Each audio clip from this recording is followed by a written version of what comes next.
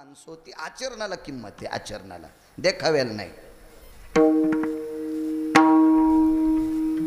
आता महालक्ष्मी आहे, आता इतका आटापिटा असतो काही लोकांचा, एवढा आटापिटा. फुलं सुद्धा आमच्या दारातले कोणी न्यायचे नाही, लक्ष्मी जाती फुलात. इतकी इतकी म्हणजे 10 ग्रंथ पाठ केले तिनं,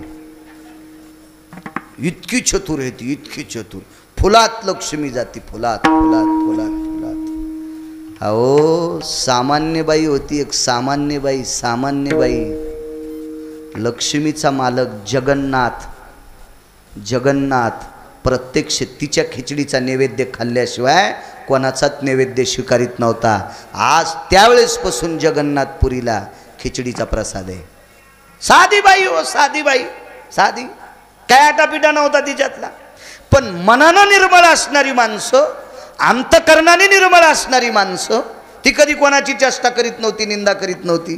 साधी साधी साधी अशी प्रसन्न लोक असली की जगाच्या मालकाला ती आवडतात. मांडीवर लक्ष्मणजीचं डोकं आहे, हेच सांगू लागलो ना. आणि प्रभू रामचंद्र धाय मोकलून शोक करतात. तर मारुती रायानं प्रभू रामचंद्र रडत असताना कितीतरी वेळापासून बघत होते. बाकीचे वानर सांगत होते, बघा ना मालक रडायलेत, मालक रडायलेत, बघा बघा मालक रडायलेत. तर मारुती रायन त्यांना म्हणावं, शांत बसावं रे, ते आपले मालक आहेत. मालकाचं दुःख दूर करायची गड्यात काय ताकद असती. आता मालकाला 150 एकर जमीन आणि कापसाला खताड नाही, गड्यानं कशा उड्या हाणल्या तर खताड भेटते का. गडी म्हणीन आपल्याकडे पैसे असल्यावर म्या कशाला याचं साल धरलं असतं. गडी गडीच आहे ना. मालक म्हणले, अरे आपण त्यांचं भजन करून या पदावर येतं, मग ते किती मोठे आहेत, त्याचं दुःख दूर करायची आपल्यात ताकद आहे का. मारुती रायाचं मत आहे बरं, रामायणात शोधू नका. मारुती राय प्रभू रामचंद्राचं काम ऐकत नव्हते असं म्हणायचं नाही, पण मारुती रायानं ती अंगठी बघितली, जी अंगठी सीतेपुढे टाकली होती ना.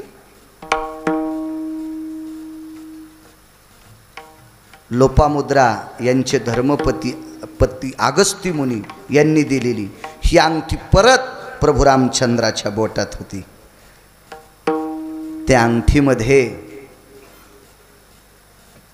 धर्मभास्कर वक्ते बाबा सांगायचे, त्या अंगठीत सीताई साहेब दिसत होत्या. आणि सीताई साहेबाचं कुंकू अप्रसन्न दिसलं, प्रसन्न नाही, अप्रसन्न, अप्रसन्न दिसलं कुंकू.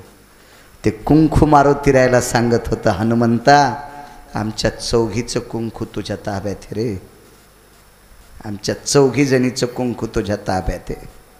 हनुमंता मांडीवरले भाऊजी जर नाही उठले, लक्ष्मणजीला भाऊजी म्हणायच्या, त्या धीर होता, हे जर नाही उठले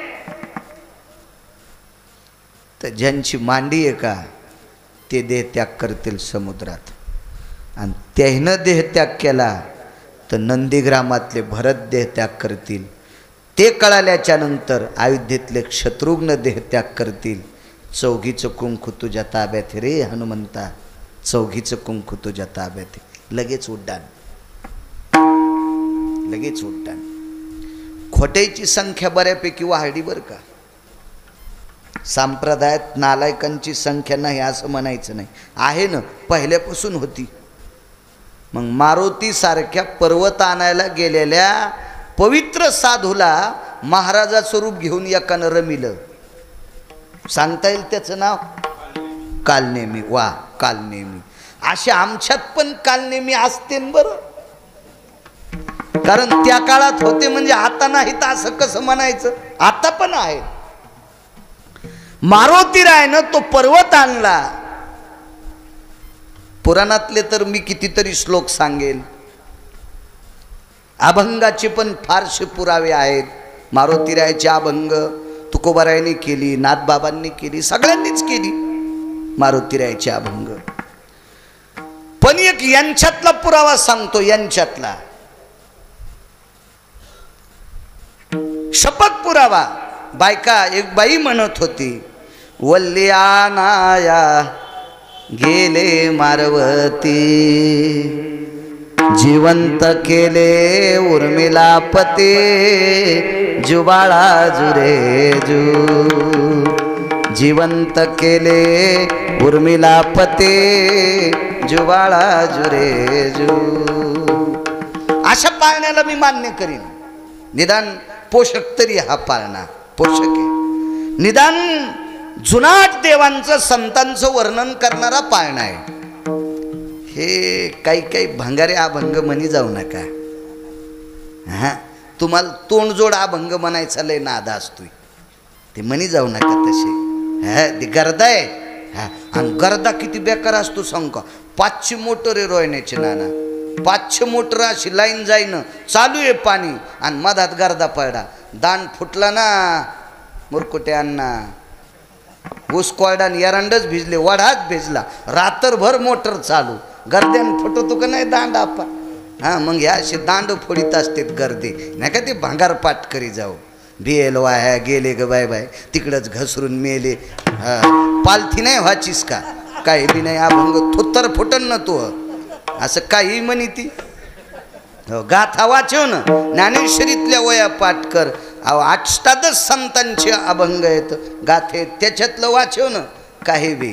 पंढरी जाऊन प्रेमानं नाहू, झाला पंढरी संताचा मेळन, वाजे मृदंग टाळन, वरी ढगाला लागली कळण.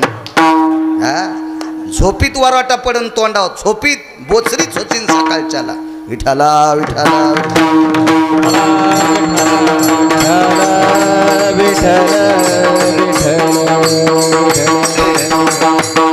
काय माहितीये का, शास्त्र म्हणेल ते सांगावे, ते राज्यही तृण मानावे.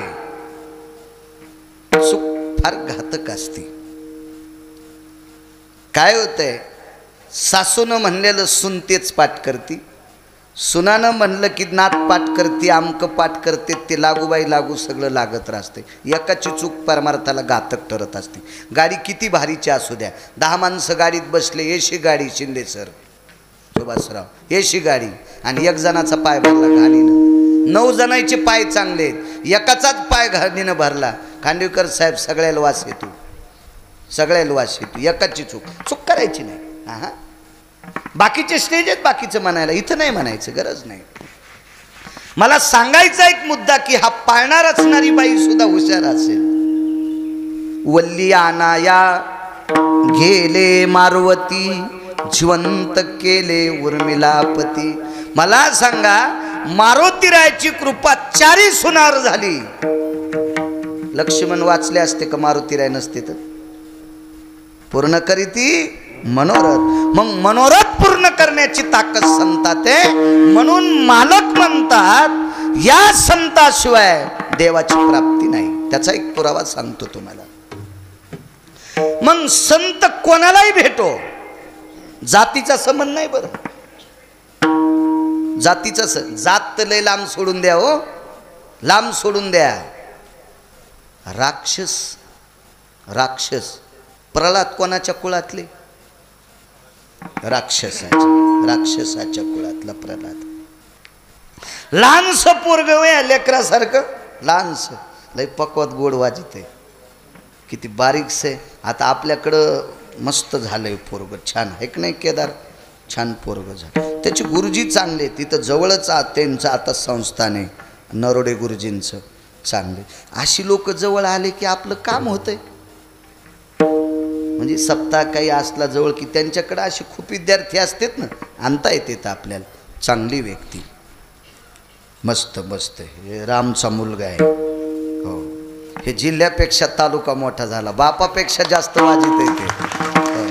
त्याच्या बापाला इतकं येत नाही. आता तोंडाव म्हणाल, मला ते माघारी धुणं धुवाचा नाद नाही ना.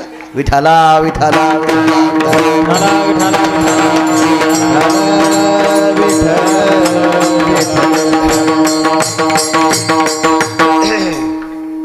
आम्ही माळसापूरमध्ये पाहिलं होतं. कालच नाना म्हणले रोयण्याची ते पोरग बोलाव बरं, मग तुला फोन लावला राम. आम्ही चांगलं वाजित आहे. केदार महाराज आले आज, छान. येत जा महाराजा 2 शेवेला येत जा. हो, मी बी 2च जाग्यावर येतो, ऋषी पंचमीन हे मग नसतो कुठले मठ चिटकत विठाला विठाला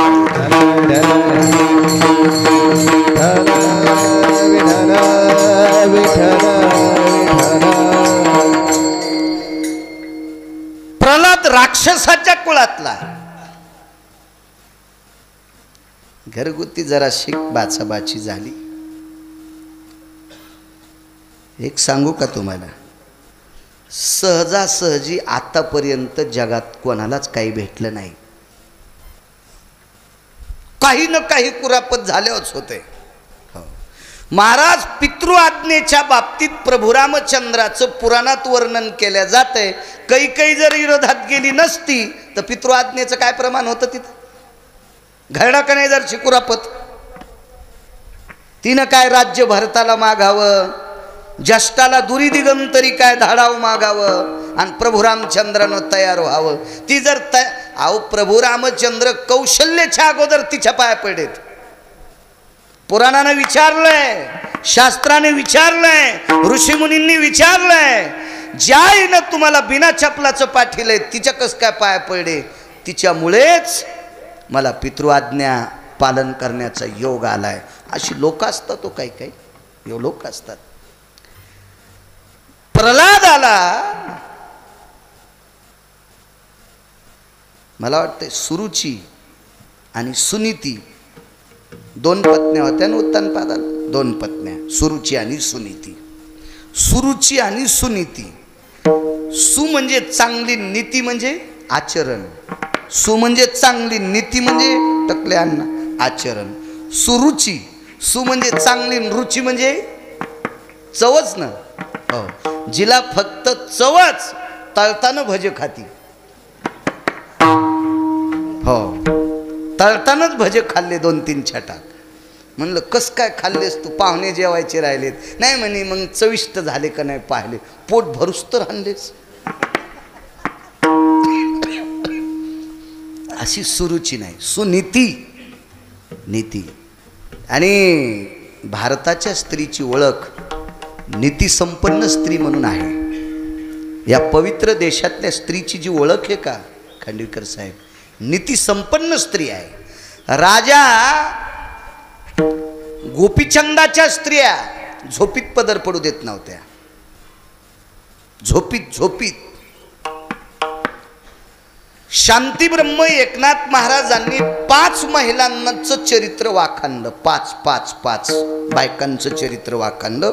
त्याच्यातले दोघींचे नाव सांगतो. एक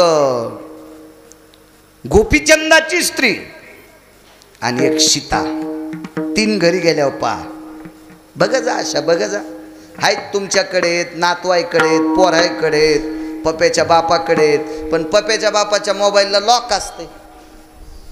ते लॉक उघडून तुमच्या हातात देत नाहीत. कधी कधी चांगलं पहा पुरतं देत जाय म्हण. तो अगरदा काही पाहत नाहीत आम्ही, पण चांगलं पाहत देत जाय. बघा त्याच्यावर अजून कोण होत्या त्या 2-3. तर सीतेच्या समोर ज्या वेळेला मारुतीने ना अंगठी टाकली होती का, अंगठी मुरकुट्यांना, तर त्या अंगठीत सीतेनं सोनं नाही पाहिलं. अंगठीत राम बघितले आणि तेचा आचळू सरसावला. पैठणच्या मालकाचं वाक्य, तेचा आचळू सरसावला. नाथ भागवतात वही शोधा घरी गेल्यावर. तेचा आचळू सरसावला. या देशाची स्त्री नीतिसंपन्न आहे, चारित्र्य संपन्न आहे, आचरणशील आहे, पवित्र आहे. म्हणून या देशाची ओळख आहे. म्हणून या देशाची ओळख आहे. शिकागोच्या परीक्षेमध्ये स्वामी विवेकानंदांनी प्रत्येक स्त्रीला माय म्हणावं. काय नाविन्य आहे देशाचं, काय नाविन्य. किती मोठा अधिकार आहे. आचरण स्त्रीची पावर किती मोठी लक्षात घ्या. शेवटच्या कडव्यात पैठणचे मालक सांगतात, आपल्या अंतकरणातल्या इच्छा, कल्पना, भावना, मनोरथ हे पूर्ण मात्र संत करतात. एक जणाने विचारलं, का हो जी संत देवाचं भजन करतात, मग संतांपेक्षा देव तर मोठा आहे, मग देव का मनोरथ पूर्ण करत नाही? तर देव मनोरथ पूर्ण याच्याकरता करत नाही, तो तुमचा बायोडाटा बघते.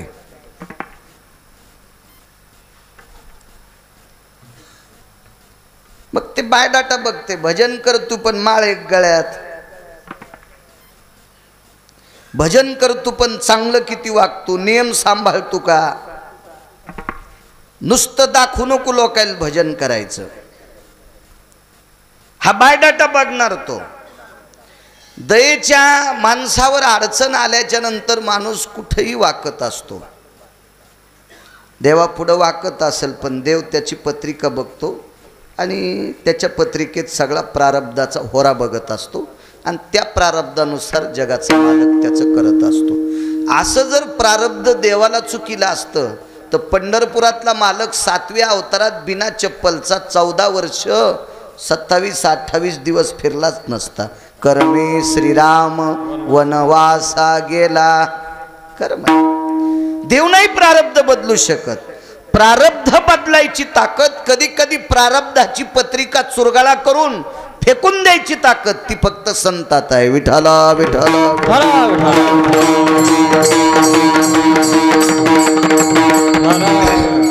शेवटच्या कडव्याचा एक मुद्दा तुमच्या पुढे मांडतो आणि मग पहिल्याकडे येतो. देव नाही प्रारब्ध बदलू शकत. मनोरथ पूर्ण करण्याची ताकद देवात नाही. यांचं पत्र न्यावं लागतं संतांचं. संतांचं पत्र देवाकडे नेलं की मग मात्र देव ऐकतो.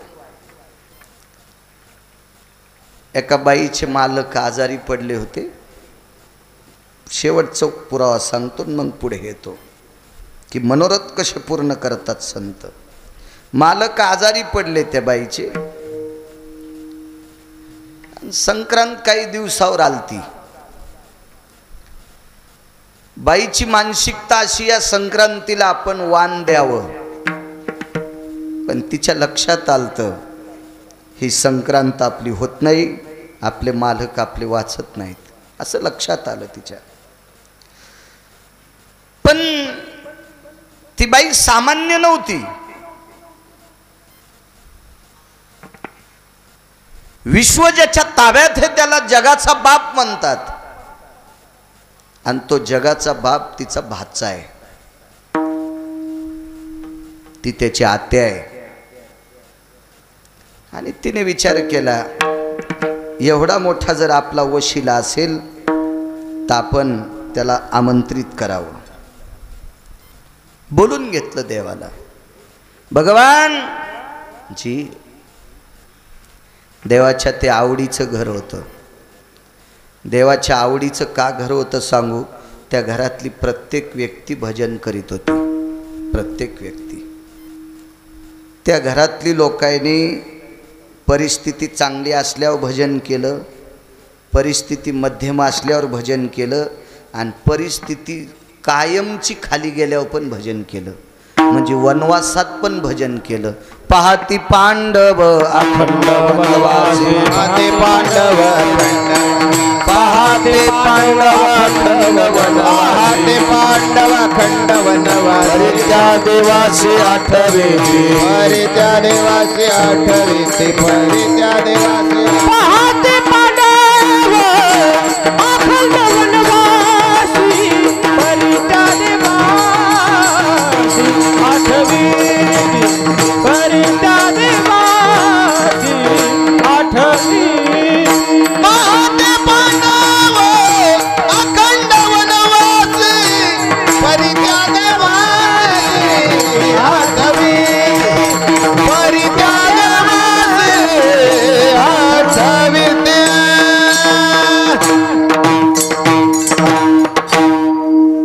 भजन करणाऱ्या लोकांना शास्त्र वेद पुराण सांगते पंढरपुरातला मालक मानतोय. माझे भक्त गाती नारदा मी उभा तेथे.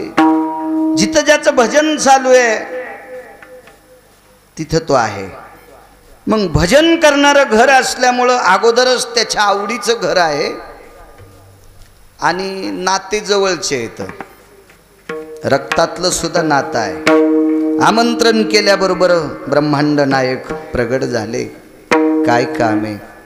काही नाही कन्हैया, बघ रे तुझ्या आत्ते मामा नाहीत थांबत.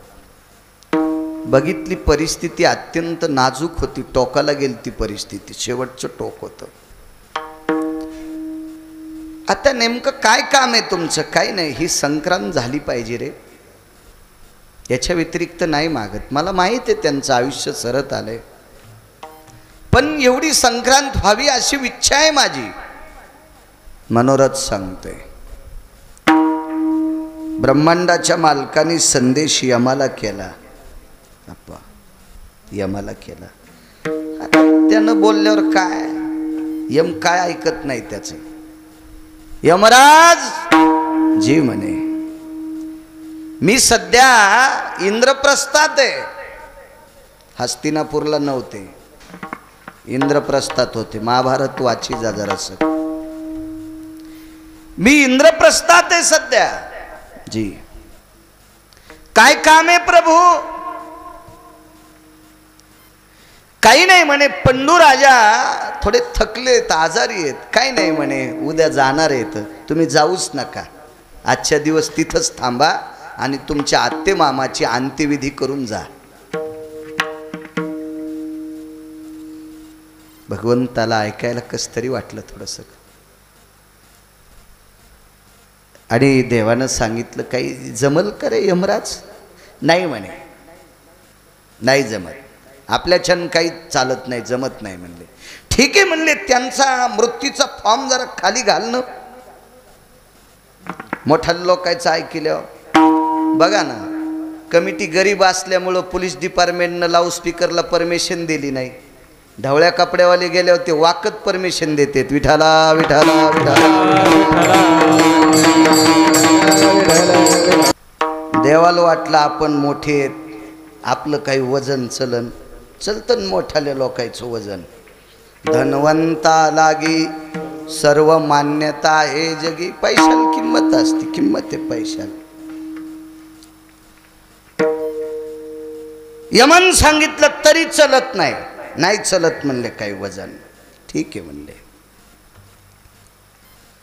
आत्याबाई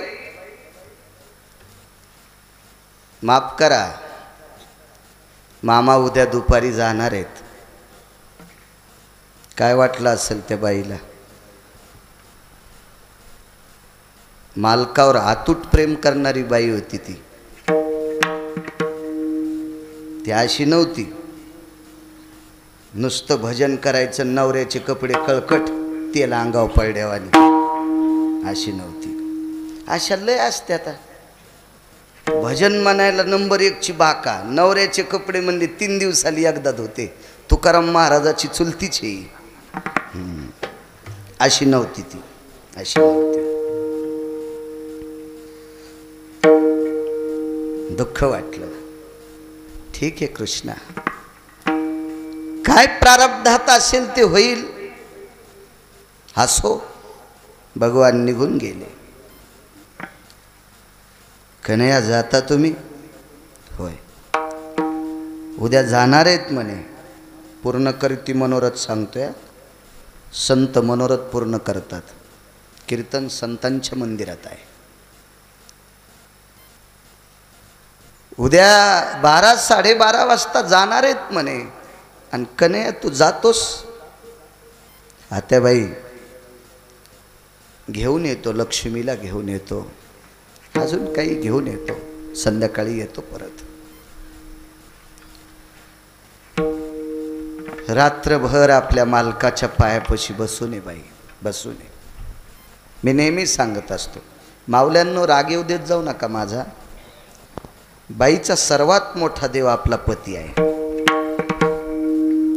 त्याच्यापेक्षा दुसरा देव मोठा कुठलाच नाही. नेहमी सांगत असतो मी. प्रत्येक असं एक कीर्तन नाही. मुलाचा देव आई वडील आहेत, स्त्रीचा देव आपला पती आहे, घरातल्या कमी वयाच्या स्त्रीचा देव घरातले सासू सासरे, ज्येष्ठ माणसं तिचा देव आहे, म्हातारी माणसं तिचा देव आहे.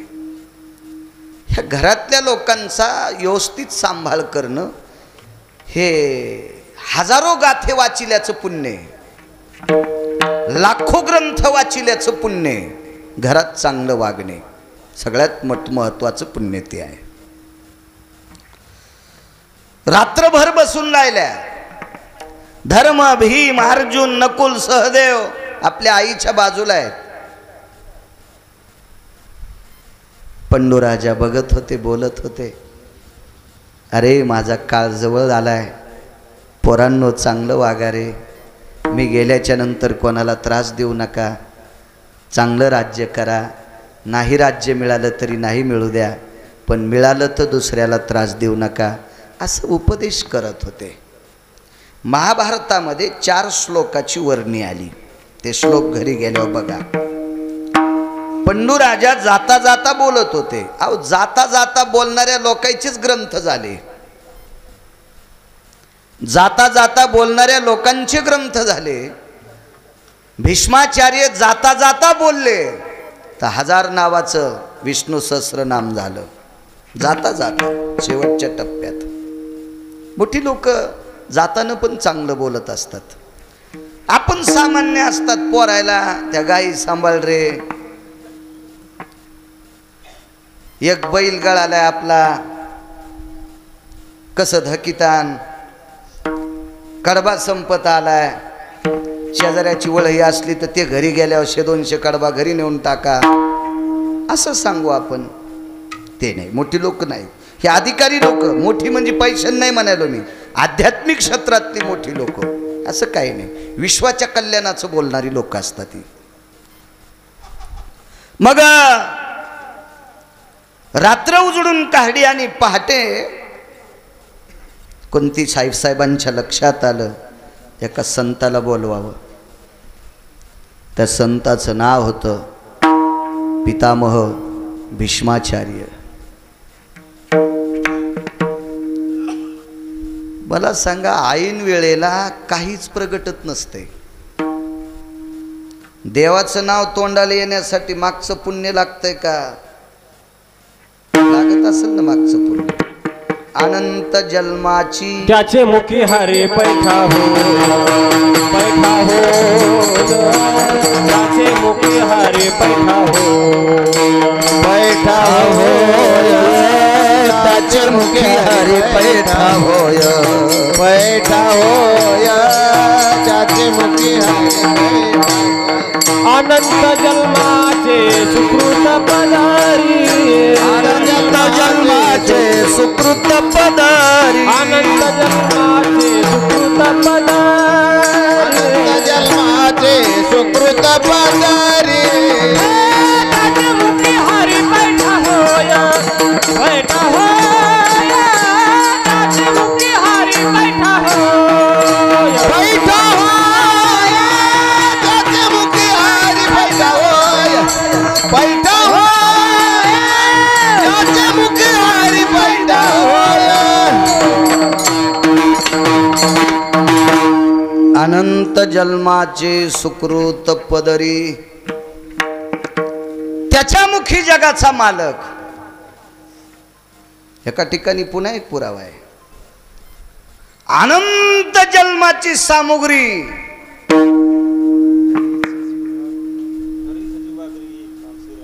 क्या बात आहे, वा. थर ब्रह्मांडाच्या मालकाचं नाव जिभेवर येत असते. तुका मने होता ठेवा, तो या भावा सापडला. मागचा जोपर्यंत ठेवा नाही त्याला काही सापडत नसतंय, लागतंय मागचं. वैकुंठवाशी मदन महाराज म्हणायचे, जोगवा मागायला त्यानं जावा, आधी ताटात इतकं इतकं पीठ घ्यावा.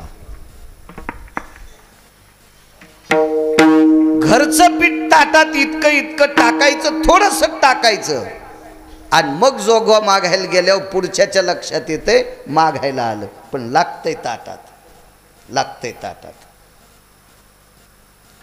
नाही वाढीत पुणे. याच्या पलीकडे सांगू का, आपण शेतकरी आहेत, मोटरमध्ये आधी पाणी भरावं लागते.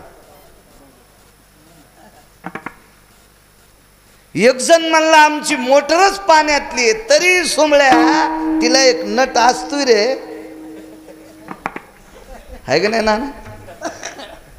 अण्णा, आणि त्याच्यात एखादा गिलास भर पण पाणी टाकावंच लागते. मागचा असल्याशिवाय आप्पा शिल्लकच नाही.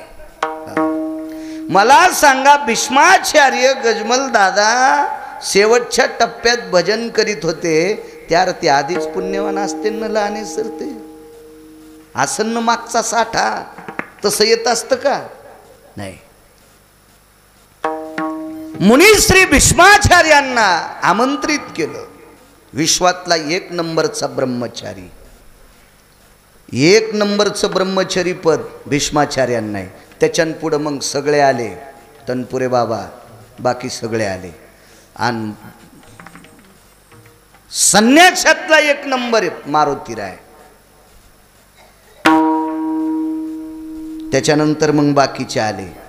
हो, मारुतीरायचं तर काय वर्णन करावं या लोकांचं, तो अधिकारच मोठा आहे त्यांचा. असा एक ब्रह्मचारी आमंत्रित केला. व्यथा सांगितली, गुरुदेव एक संक्रांत होईपर्यंत कपाळावर कुंकू असावा.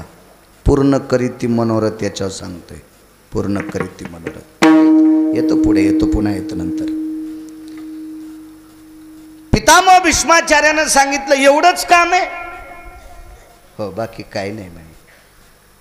म्हाताऱ्याच्या असं लक्षात आलं, घरगुती जरा वाद होता, घरची घरी भांडणं होते आणि हे जरा त्रास देऊ लागले. ने कौरव इंद्रप्रस्थ दिलेलं बी हिसकून घेतलं का काय असं वाटत होतं. इंद्रप्रस्थ दिलं तर त्यांना तेही घेतलं की काय, असं नाही म्हणे, असं काही विषय नाही.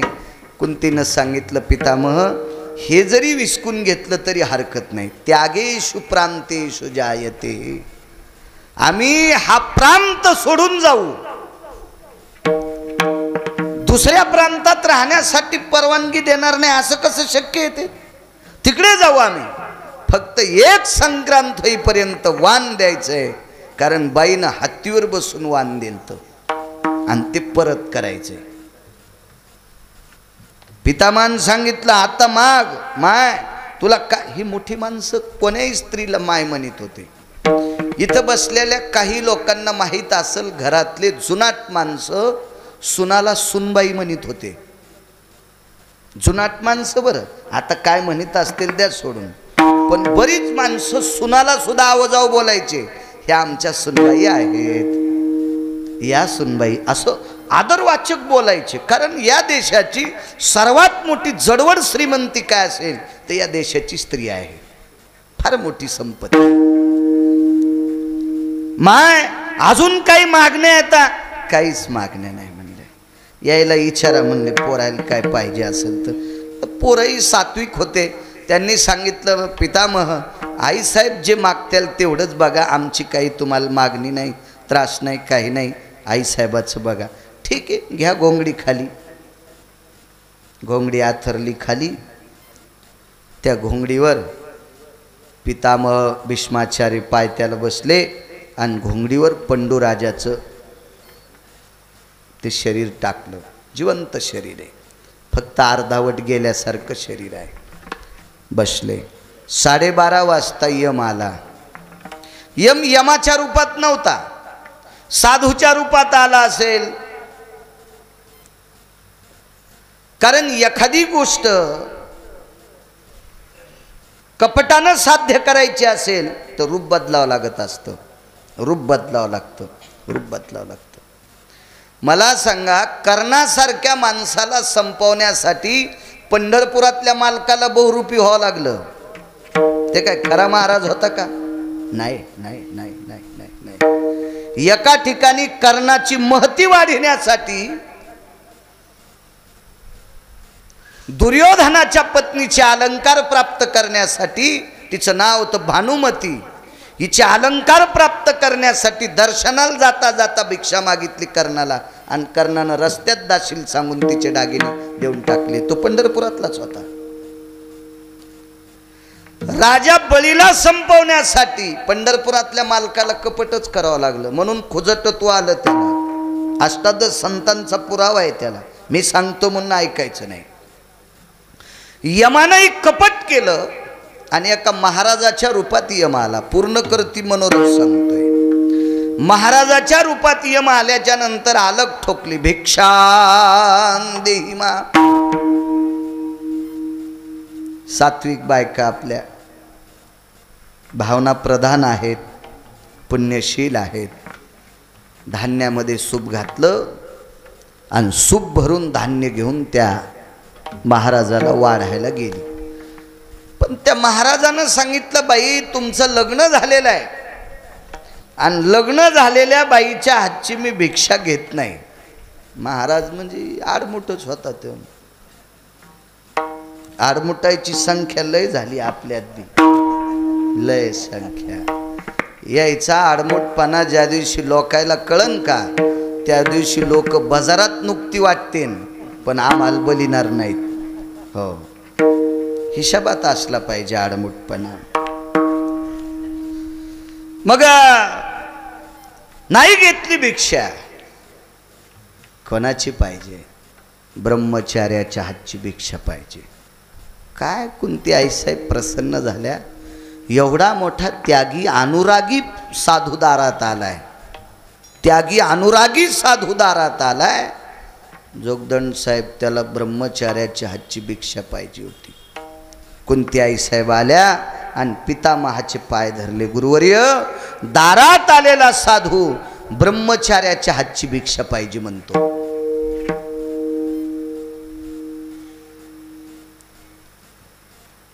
ठीक आहे, ठेवा इथं सूप, सूप ठेवा, मी वाढतो त्याला. तर ठेवा म्हणल्यावर सूप ठेवून दिलं त्यांच्यापाशी धान्याचं. ते बोंबलून जोरात, माय वाहन नाही तर मरतो.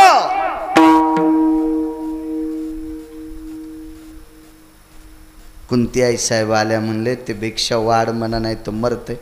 अरे ते धान्य मागायला आलेला महाराजेनं, तो कांती भिक्षा मागायला आला का?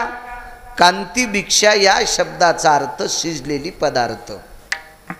शिजलेली पदार्थाला कांती भिक्षा म्हणतात. या कांती भिक्षेला आताच या पवित्र वारकरी संप्रदायाने नाव दिलं. त्या भिक्षेचं नाव आहे मधुकरी. मग तो जर कांती भिक्षा मधुकरी मागायला आला असला तर मरल, उशीर लागला तर. पण तो धान्य मागायला आलेला आहे ना, आता काय मरणार तो? तू काय काळजी करू नकोस. त्यानं दिलं ना अंग टाकून. सोंगाड्याच होता तो, आणि सोंगाड्याला अंग टाकायला काहीच वेळ लागत नसतो. टाकून देते तर अंग सोंगाडे पटपट. सांगितलं, तुम्ही शांत बसा कुंती, शांत बसा, होईल काय व्हायचं तर. मग 12:30च्या नंतर पितामह उठले. वाढू का भिक्षा? राव द्या म्हणले, तुमची तुम्हालाच. रूप प्रगट केलं आणि कुंतीला दाखिलं. माय बघ, तो महाराज नव्हता, तो प्रत्यक्ष यम होता. यम यम यम यम. दृष्टांत संपला. फोन निरोप केला नव्हता पंढरपुरातल्या मालकानं, केलता. यमानं ऐकिलं का? नाही. पण भीष्माचार्य जे अंथरुणावर बसले, त्या अंथरुणाहून पंडूराजाचा प्राण काढायला काय यमाची माय येली? एका जनार्दनी जाणे इच्छिले ते पुरावी, एका जनार्दनी जाणे इच्छिले ते पुरावी.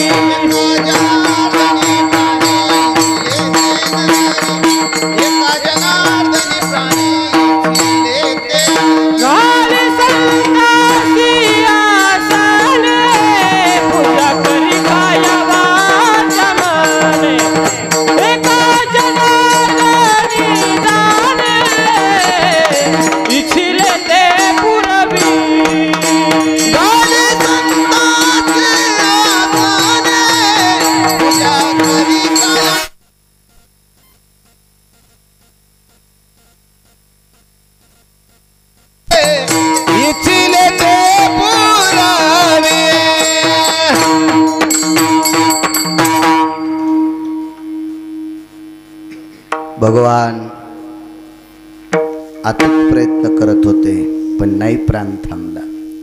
साधूच्या सानिध्यात संत जवळ आल्याच्या नंतर यमाची काय टप्परे प्राण न्यायची. पूर्ण करीती मनोरथ.